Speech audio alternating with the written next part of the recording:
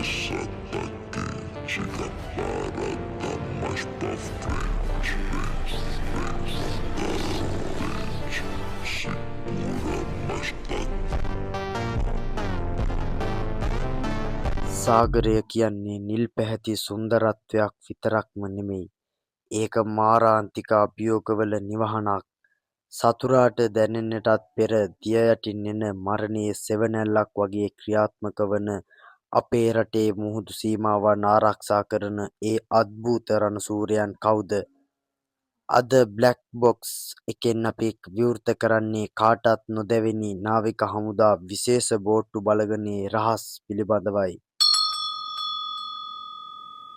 ඔවුන් සාමාන්‍ය නාවික භටයන් නෙමෙයි. දින ගණනාවක් මුහුදු පතුලේ සැඟවී සිටමින් සතුරු නැව් සහ මුහුදු මාර්ග නිරීක්ෂණය කිරීම ඔවුන්ගේ දෛනික පුහුණුවේ එක් අංගයක් පමණයි. සුළි කුණාටු දැඩි උදම් රළ සහ සාගරයේ අනපේක්ෂිත දරුණු බව මැද ඔවුන් පුහුණු වන්නේ සතුරාට නොදැනී ඕනෑම ස්ථානයකට ගොඩ බෑමටයි.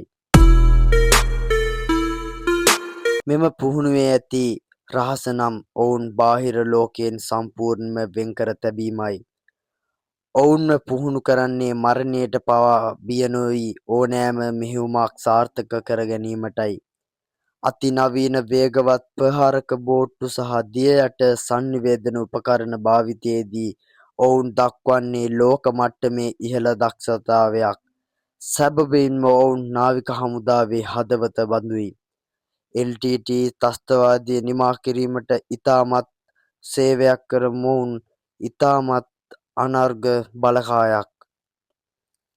රටේ මුහුදු සීමාවන් ආරක්ෂා කිරීමට ඔවුන් තබන සෑම පියවරක්ම අභිරහසක්. සාගරයේ නිහඬ බව රකින මෙම රණශූරයන් ගැන ඔබ සිතන්නේ මොකක්ද? මෙම වීරයන්ට ගෞරවයක් විදියට ඔබේ අදහස පහලින් කමෙන්ට් කරන්න. තවත් මෙවැනි අභිරහස් ලෝක ගැන දැනගන්න අපේ නාලිකාව සබ්ස්ක්‍රයිබ් කරන්න. අපි තවත් වීඩියෝ එකකින් හමුවෙමු.